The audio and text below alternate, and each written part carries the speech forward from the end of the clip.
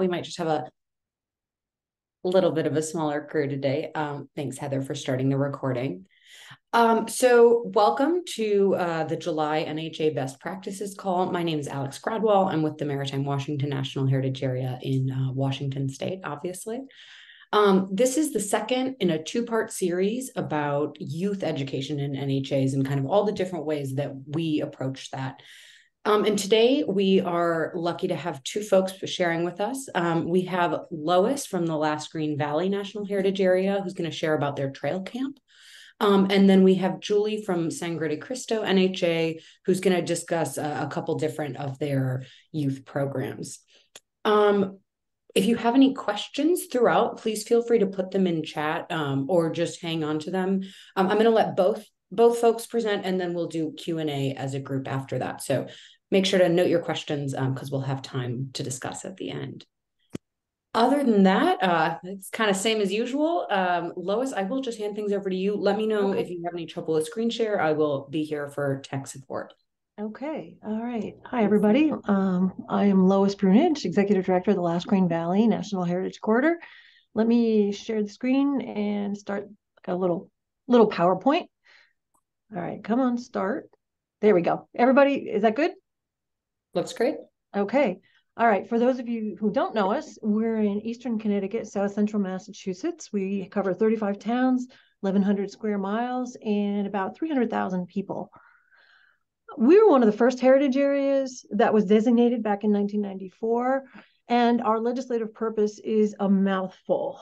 It's quite broad: integrated natural, cultural, historic resources, really defined by our very rich and long history in the region and our significant lands and waters.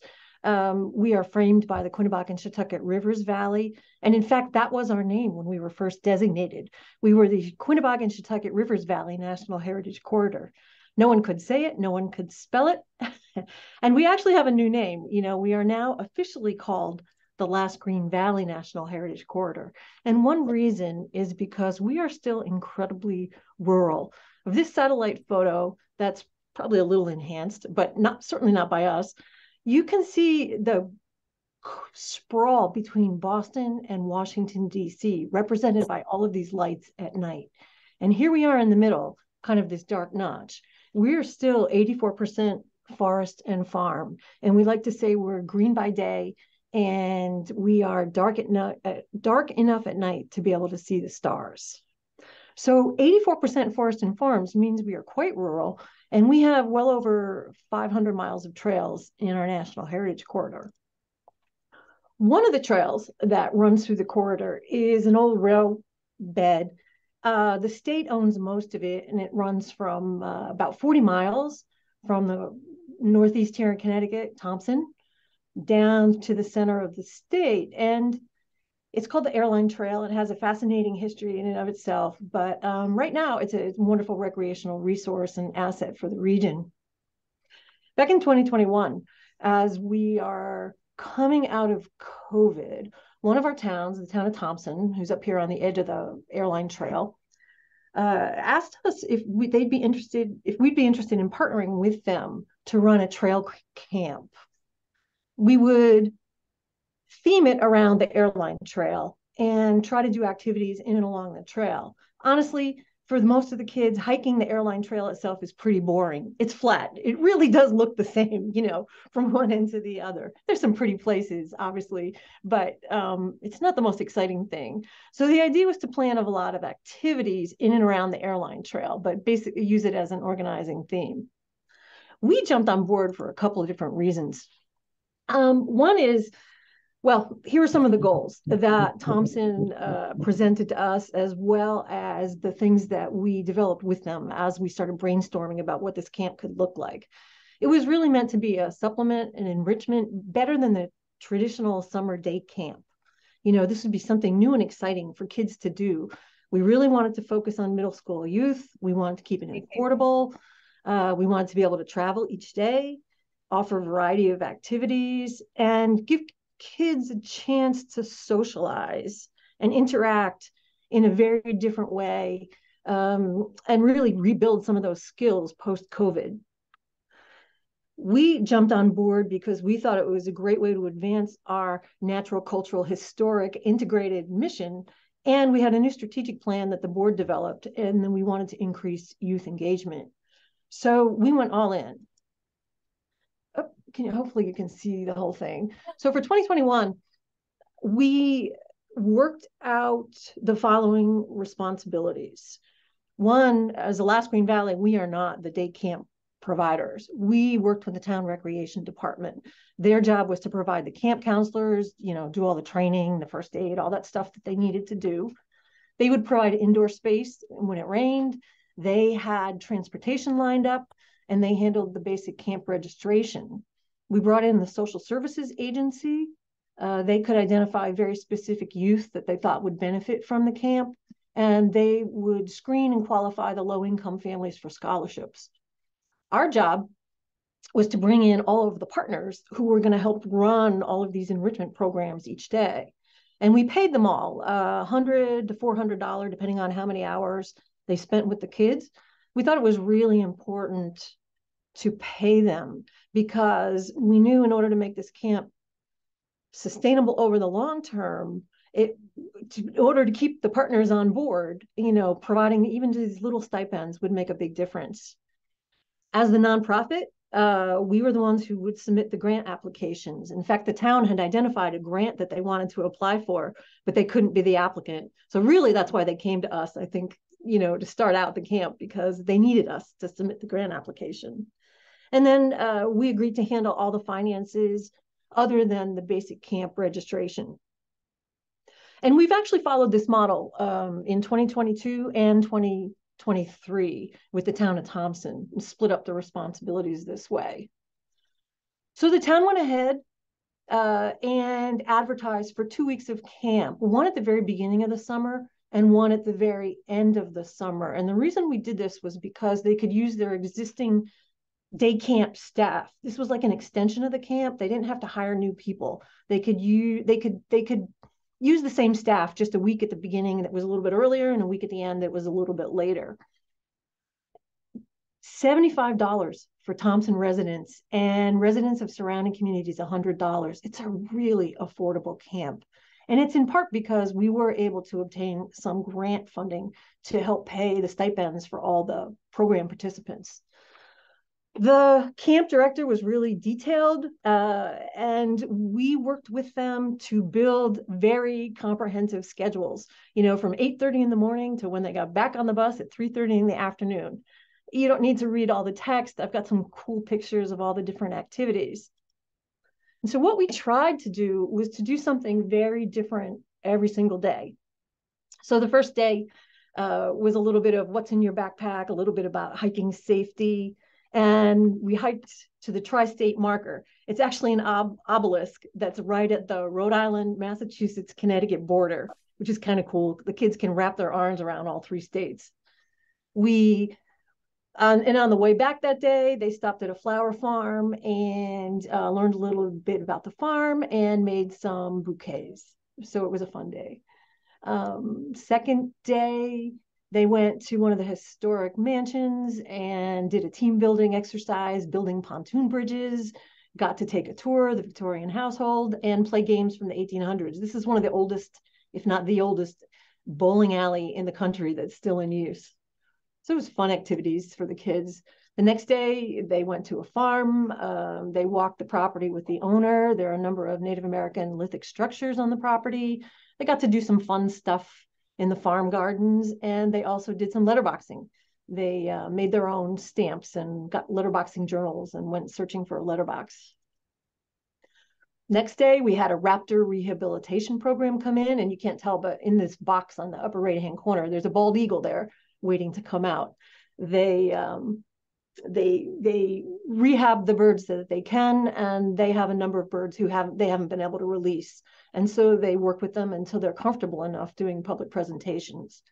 Kids did nature hikes, they played disc golf, lots of different activities. The last day of that first week, they did another hike, some interesting views. They went letterboxing, they went to a playground, and even middle school kids really liked the splash pad and went to a bakery afterwards because it was Friday afternoon. The second week of the camp, again, we tried to build very different activities in, but including the hiking. So we did another little What's in Ranger Bill's backpack. We did a hike. They went to a park, and then it started to rain. So we had to do some indoor activities. We had a couple lined up. We have animal skulls that are made of plastic, that we do a whole program with predator and prey. And there's some interesting stuff with the skulls we can do. We did some letterboxing. They made more stamps. They learned how to use a compass. The next day, luckily, was clear. They learned about sunspots and used all this cool astronomy equipment. They also did a hike actually on the airline trail, and they made solar s'mores. It really did work. The chocolate melted in those metal boxes, the foil covered boxes. And the next day they went blueberry picking, letterboxing at an arboretum at a historic society, and they were able to bake treats with their blueberries back in the kitchens at the social services agency. They did some gravestone cleaning, all SHPO approved, with people in methodology, adult supervision the whole time. We didn't just send them out there with soap and water. They did another airline trail hike with some cards where they were encouraged to think and listen and journal. And then they made some nature crafts. And then on the last day of that second week, they did another hike that was by far the most challenging of all of them.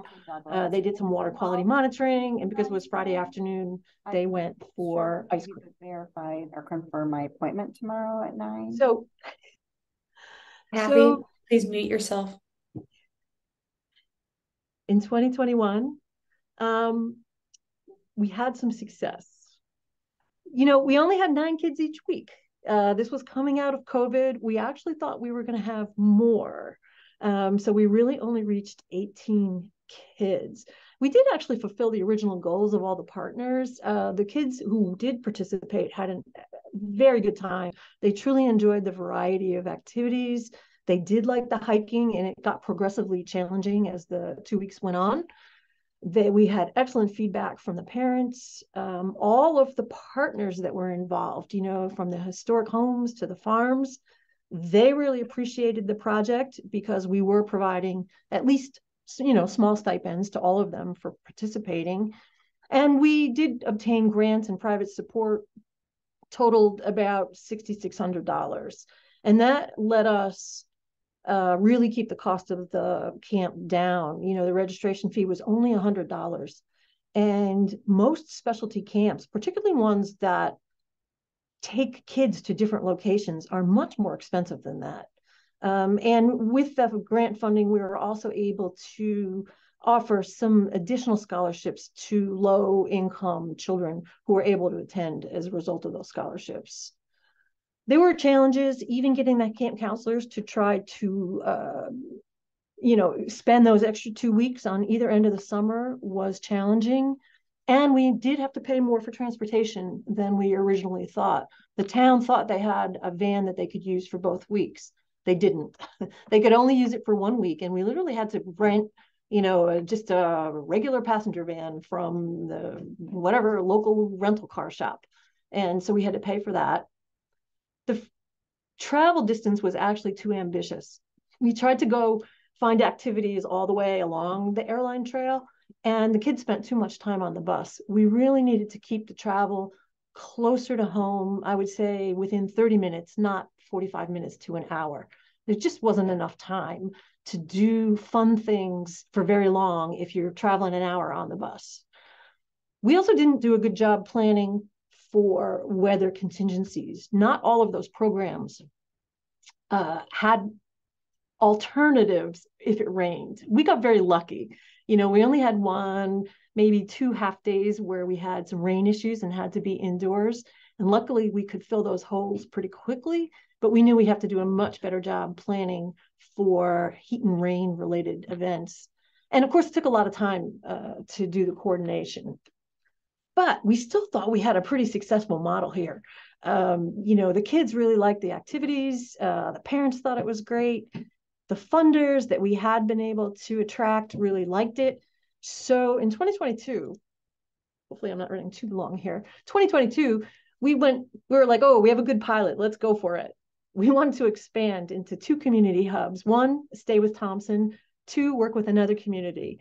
We were going to offer 4 weeks at each hub so that you could actually hire counselors for that full 4 weeks, that whole month-long period. We wanted 15 kids each week, each place. We were going to have 120 middle school youth served by this program. At the last Green Valley, we actually had an AmeriCorps service member, which was great to focus on youth engagement. She did all the coordination, and she truly wanted to learn how to write grants. And so she did write a lot of grants. And we were actually, in the end, able to raise about $34,000. She got 4 grants for us. One of them was a big one. It was like $16,000. And we raised $5,100 in a crowdfunding campaign that we had never done before. It was the first time we tried it. We thought this would be a good project, and we got $5,100 in a relatively short period of time. Problem, though, was the timing of the grant decisions. We wrote applications in the fall and the winter, but many of the decisions weren't going to come until the spring. At some point, we had to have a go, no-go decision without having any of this money in hand. It was stressful, to say the least. Our solution was for me to go to our board of directors and ask them to commit, basically out of our savings, about $7,500 towards this camp if we weren't successful getting the grants, because we had to make that decision, run or don't run. Luckily, the bet paid off. And the $34,000 did come in, but at that point, by the time we heard on those grants, it would have been much too late to begin hiring camp counselors and do all the detailed planning and actually advertise for the camper registrations. Transportation was also an issue. We knew we couldn't rely on town vans. We had to work it out. We ended up, for the camps that we did run, having to pay about $350 a day. So a lot of the grant funds did help with the transportation. And camper enrollment was still an issue, in part because we were late getting the registration information out the door because we were waiting on the grant decisions, trying to figure out go, no go. So the timing was difficult. In the end, the actual results is that the first hub didn't get the enrollment. They only ran for 2 weeks of camp rather than 4. And the second hub, the new one that we wanted to expand to, couldn't hire enough staff. And we couldn't run that hub at all. We only served 22 campers. And I called every grantor and offered to return their funds, since we were not even going to be coming close to meeting the goals of 120 campers. And every camper said, keep the money and use it in 2023 if you don't spend it in 2022. We are grateful for their support and the faith they had in us to be transparent about the whole process. So in 2022, we did run 2 weeks of camp in Thompson. It was actually another excellent camp. It was $120 for registration instead of what we calculated to be an unsubsidized rate of $250, which is still really comparable. In fact, if not lower than a lot of specialty sports and music camp type situations. So we still in 2022 actually ran a very good camp, but we didn't even begin to meet the goals that we wanted to. So for 2023, we're actually starting the year this year with about $24,000 worth of grant funding. It's enabled us to have that part-time coordinator to work with a number of communities. We also really rethought the whole idea of whether to do a full week with one community or multiple weeks with one community. You know, the bottom line is that we have 35 towns in the last Green Valley, and we kind of feel like we need to provide offerings and expand this camp to other communities. So what we've done is this year commit to 1 week of the full camp with the town of Thompson. And then we're also working with a YMCA in a different town. And we're doing a couple of kind of a la carte on-site sessions where we bring things to some of these day camps. You know, if the town like Mansfield here has their own transportation, which is awesome because we can go off-site with them, they can bring their kids and we can do the hikes. You know, we can do the water quality monitoring off-site. We can do a lot of those fun sessions. But for the towns that don't have transportation, it's much harder. So we're trying to bring sessions and all of these program partners to them to the extent we can. Like the Horizon Wings, the raptor rehabilitation is a great program for us to bring to the kids. We have another wildlife rehabber who works with opossums. And so she's bringing the opossums to the kids. Some of the sites we can do letterboxing. So we're trying to do a mix because we know that without significant infusion, big funds, big grant money, we're not going to be able to do the full week of adventure camp in many communities. On the other hand, it's such a great program. You know, having that small group of kids traveling together all week, they take on harder and harder challenges. They build camaraderie, interpersonal skills. We see that as very much a benefit of this camp. It's just so much harder to scale it up without us going for really big money. And, you know, these a la carte programs are kind of enrichment programs. They're easier for us to deliver to the day camps that want some, you know, extra enrichment kinds of programs. But that whole team building, camaraderie, do more and more hikes, explore more places, you know, that's all missing. But funders do like this. It is good for the campers. It's also good for the local economy. We do pass all this money through to the other nonprofits and businesses who help us run the camp. So it's been a good experience for us. And as soon as we finish our programs this summer, we're going to go back to the funder who provided our largest grant and really pitch the idea of them becoming the lead sponsor at an even higher level for next year. The other thing is by working with all of the towns and doing some of these a la carte sessions, we're able to show that we're reaching a lot more kids in the Heritage Corridor. And so that's where we are. It's been an adventure. Yeah, it sounds like it's really gone through like several iterations. It has of challenges. So, well, thanks so much for sharing, Lois. I know I have plenty of questions that I've written down for afterwards. But first, I will pass things over to Julie from Sangre de Cristo to share a little bit about their youth programs. And just as a reminder to folks, we'll have time for questions for both Lois and Julie at the end. Good morning or good afternoon for you guys. We're going to try to share our screen real quick. Let's see, it's right there. So basically the two programs that we're going to be talking about today are the our youth walking tours as well as our youth heritage camp. The youth walking tours has been going on for several years. It first started off as a grantee that we would award some funding to. The organization was actually ran out of Denver, and they would bring their program coordinators down from Denver. It started out as a $25,000 grant to the organization. So over the years, we ran with them for 3 or 4 years, but we kind of started watching their expenses and kind of seeing where the money was really going.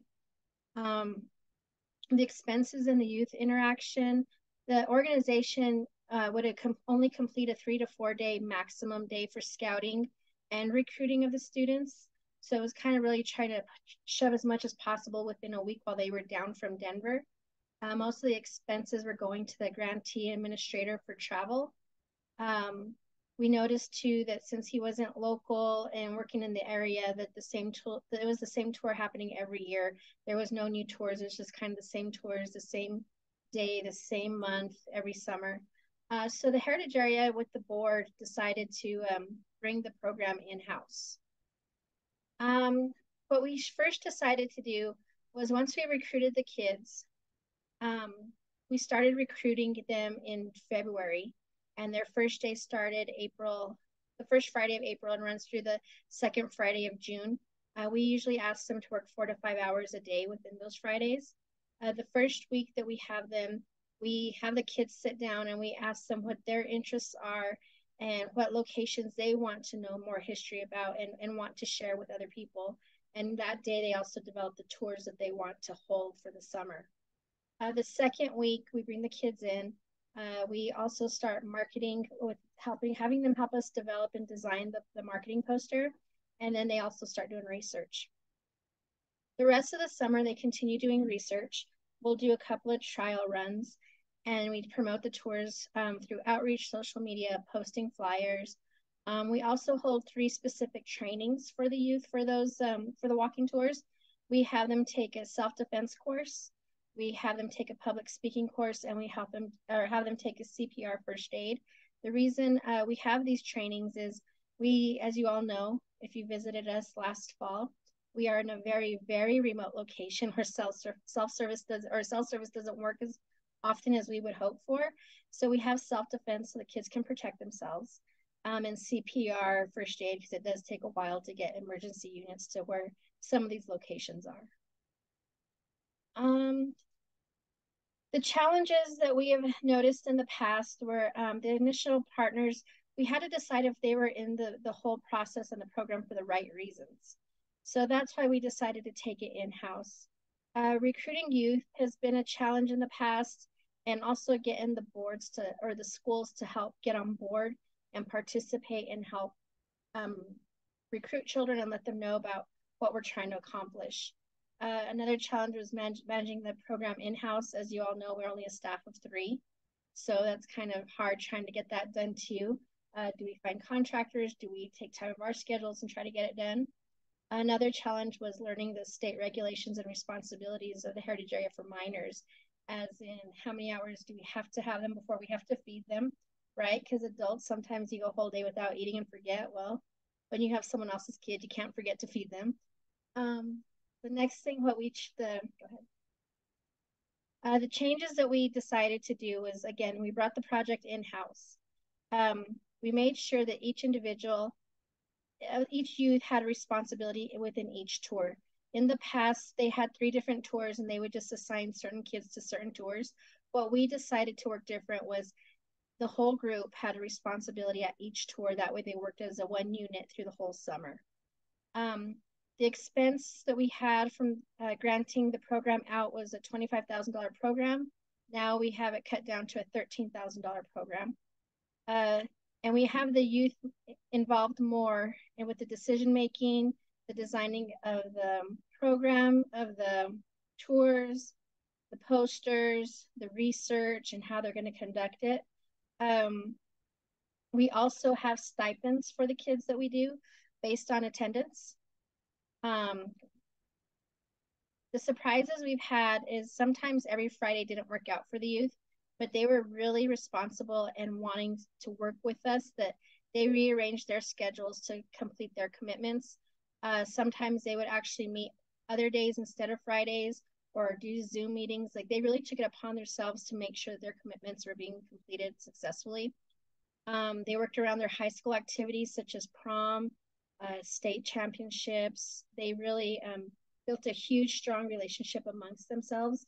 These kids were from all over the Valley, not necessarily just the heritage area. There were some kids outside the heritage area, and they've gotten to be really, really good friends.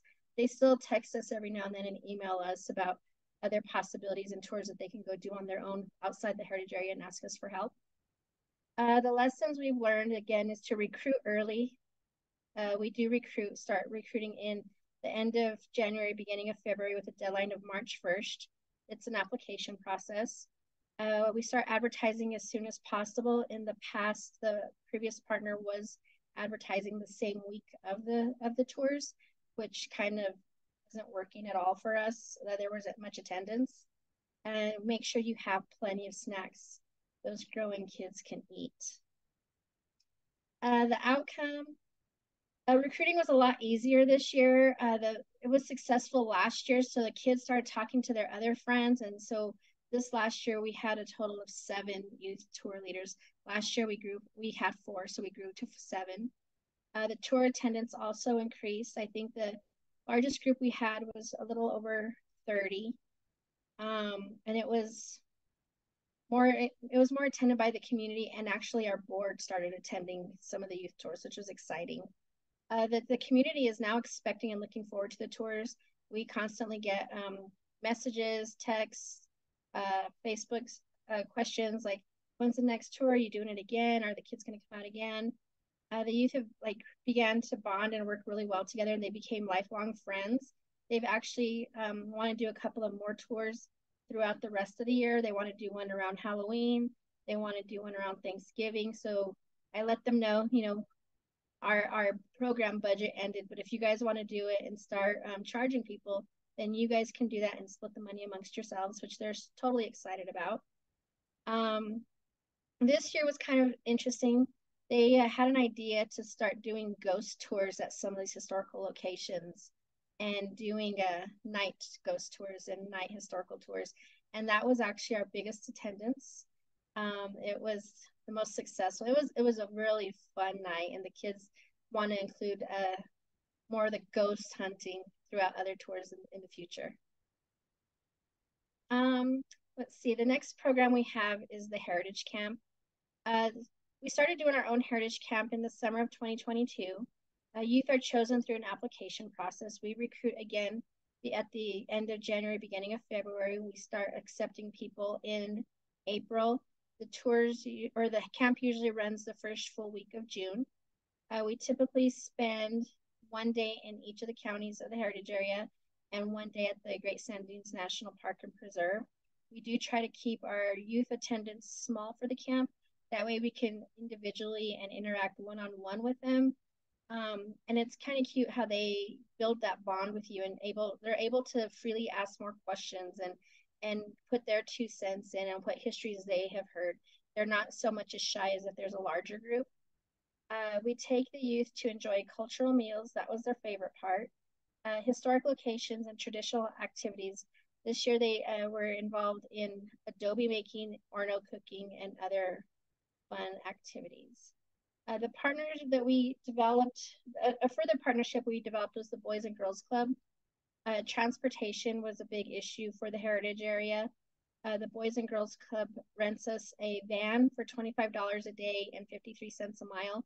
So that's a huge discount what they charge other organizations, and it still allows us to get the kids out in the Heritage area.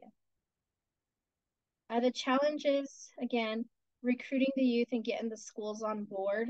The schools, I don't know what's going on here. We're trying different avenues about getting to the schools and trying to remind them of the resources that we offer. Again, the challenge is learning the state regulations and responsibilities for having minors and finding the transportation. The changes that we've made this year was we try to incorporate new locations every year, so it's a different camp every year. It's not the same recurring camp with the same visits. We've also decided to detour early, or if we finish early, we detour to other locations, making sure all the routes are on historic location sites that we can stop by or drive by and go visit some places. Again, more snacks, bug spray, and sunscreen. We're in charge of other people's kids.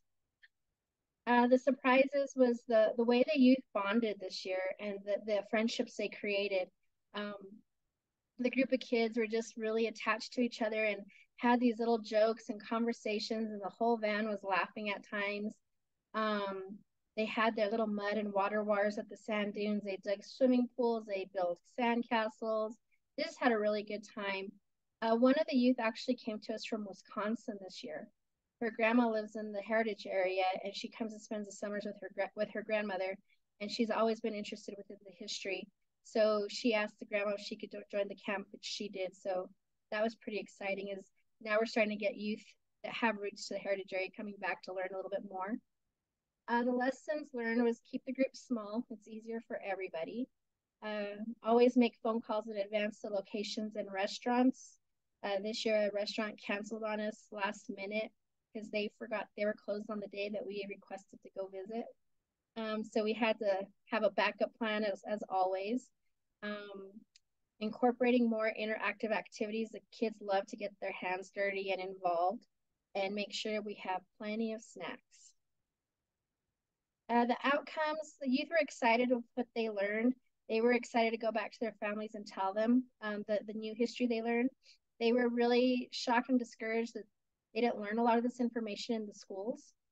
In several locations and museums that we visited, the museum directors would pull me to the side and ask me about doing an exhibit at their museum for the heritage area. When the camp was over and we were getting ready to say goodbye to the kids for the week, the kids asked me, can we help you with those exhibits? Can we help you with some of these events? So they've actually been coming, visiting us almost every week throughout the summer to help us get in those displays and events ready. And they were more excited to actually be learning at the actual locations of the historical places and hands-on activities.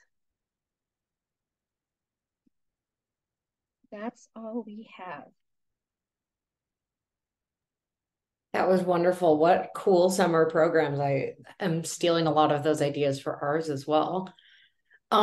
I'll kick us off with some questions, but if folks want to either, raise their hand, come off of mute, and ask questions, please do so, or just throw your stuff in the chat. Just to kick us off though, I noticed both of you mentioned some challenges with transportation. We also have always had trouble with that. And I know a lot of that is just logistics. Do you have any tips for folks who are maybe also developing youth programming that involves needing to move kids from place to place? We struggled, Julie. It sounds like you got a much better deal than we did in Sangre de Cristo. $25 is amazing.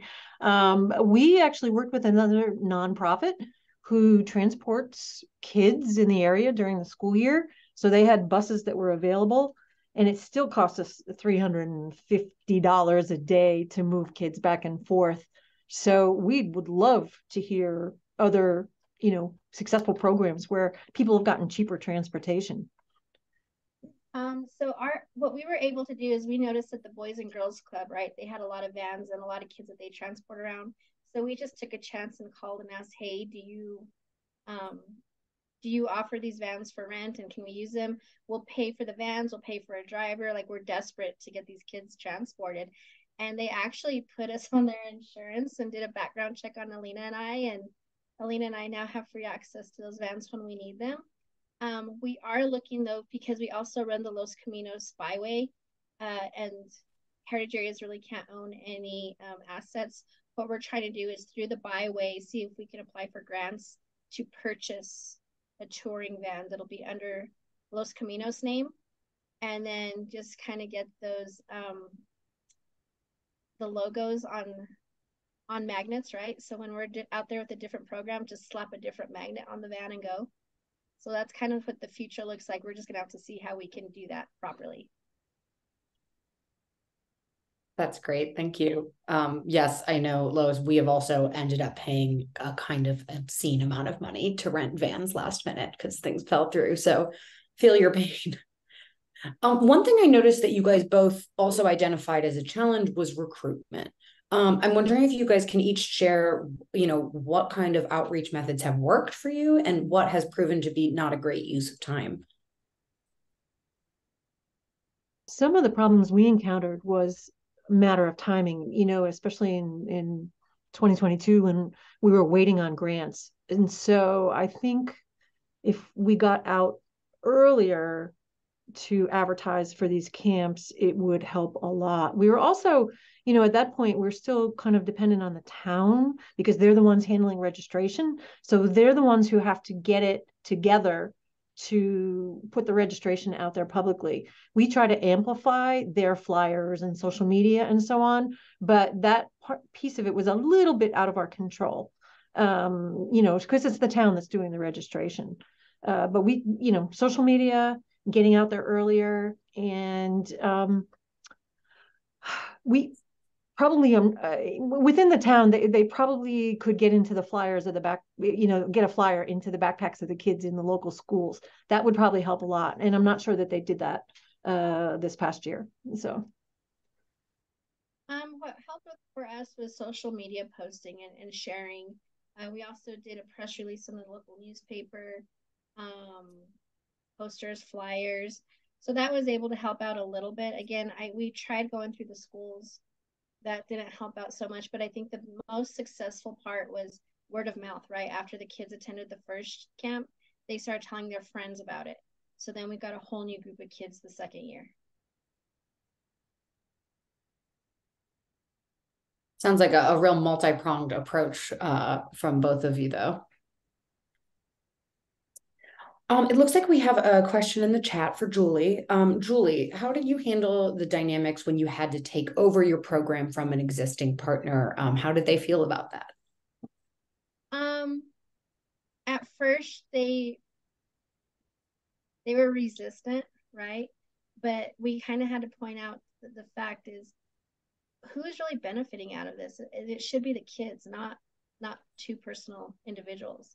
So when we told them that, we're not taking any money for this, this is what we allocate and budget for this program and for these kids, they kind of had a different attitude about it. And I think he kind of got tired too of driving to and from Denver. It's a 4.5 hour drive. And then trying to get as much as he can in the few days that he's here. And it really wasn't benefiting anybody, especially the kids. It wasn't fair to them. Yeah. It sounds like that could have been a delicate political situation, though. It was, but I think in the long run, both ideas were, this is for the kids. It's a program for the kids, not necessarily to make money off of it. We have heard that they are doing the same program and procedures with other grantees, with other heritage, or not other heritage areas, with other programs throughout the state. So it's a little discouraging, but I think we have it in the right direction right now. That's great. Did anybody want to come off mute and ask a question? I don't see any more in the chat here.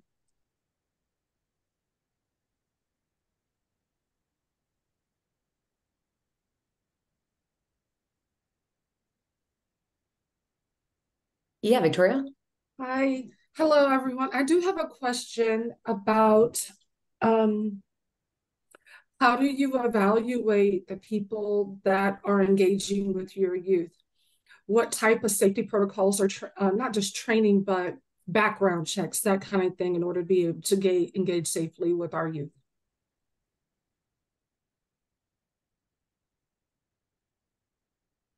For us, it's one of the reasons that we partnered with the rec departments, because they're the ones who are providing the camp counselors. And so they're the ones that are ultimately responsible for being with the kids. The partners that helped provide the programs are long-term partners that we've worked with for many years, and many of them provide programs to youth, during the school year. And we, I guess you never have a situation where you let your kids go off individually with any of the adults in the room, right? But for us, the real safeguard is the counselors are the ones who are hired by the town, go through the certifications, the background checks, have the training that they need to have. And we bring in the experts, so to speak, to help, teach the lessons and do these programs. But it's the counselors that are responsible. So. We were actually fortunate to where a retired Forest Service interpreter, she was involved in also the landscape. She was retired, wanted something to do. So she actually came to us to see if she could actually help with these specific programs, which is really nice. The kids come in every week for the youth walking tours. They come into our office. So we're able to interact and mingle and talk with them. The youth camp, she was gone that week, so Alina and I kind of had to jump in and do the camp ourselves, right? But it was actually nice, and the kids, I feel, appreciated that. Guess what? They got to hang out with the staff of the heritage area, and we got to build those little relationships with them too, and encourage them about history and resources. To now they're telling their friends, and their friends are asking questions, and they're asking if they can take their friend to this location, or if we can meet them there one day, or tell them about certain locations. So I feel like even just our staff building those relationships with the kids individually, that helped a lot too. That made a huge difference with them. Victoria, I'll also share Maritime Washington. We also run a youth program that's an overnight program. And so any of the counselors that are overnight with the kids in the dorms or cabins or wherever we are that year, we recruit mostly public school teachers because they have already gone through all the necessary background checks. And then every now and then we will, if a parent or someone wants to serve as a counselor, we do a background check on them. just in case. Alex, I would love to get more information from you about that overnight program, because we are looking at this program called Slave Dwelling Projects, where this gentleman by the name of Joe McGill goes and sleeps in dwellings, in former enslaved dwellings, and educates people kind of about the atmosphere, the environment, the horrific nature in which they're placed in.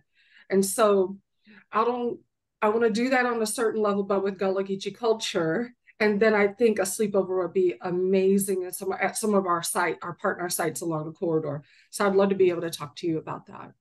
Yeah, absolutely. That sounds really cool. I'll put my email in the chat. Happy to talk to you about that. I actually do have another question for Lois and Julie. You guys both, it sounds like, bring in some partners to talk to your youth and work with your youth. How do you prep partners that aren't necessarily used to working with youth audiences on how to like appropriately engage kids?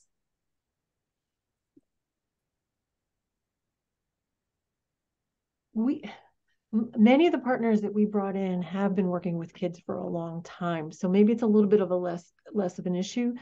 But I can tell you that we try very hard to make sure that all the different sessions have interactive pieces. The very first year, we had a couple of people, let's say on the historic side, who did a little more lecture and a lot less inquiry and engagement, and they weren't as successful. So we're trying very hard to find partners that we know have engaging programs where the kids are really truly involved in the learning. So it's maybe a little less prep on our part and more kind of wisdom about who's out there, maybe, I guess, than anything else, because we are looking for the kids to be able to have a lot of engagement and hands-on piece to this. Yeah, we also choose partners that already work with youth. The MMA gym that we work with have a youth class. The CPR people have a youth class. And National Park Service does do the training specifically for the age appropriate. It's kind of exciting now because, I mean, we've only ran the youth tours 2 years. And after last year, they're already sending emails. When are we doing it again next year? That was so fun. These kids are so smart. And the kids at first were like, why are we taking MMA? It's self-defense. They were nervous, but they loved it. They came back and they're like, do we get to do that again? I'm like, well, we can try. If we have time, we'll let you guys go hang out with the guys again. So it's just kind of, I think that the partners are starting to get a little bit more invested as well. It sounds like you guys were also both strategic about choosing partners who know how to engage youth in a fun way. Yeah. Any other questions for our presenters?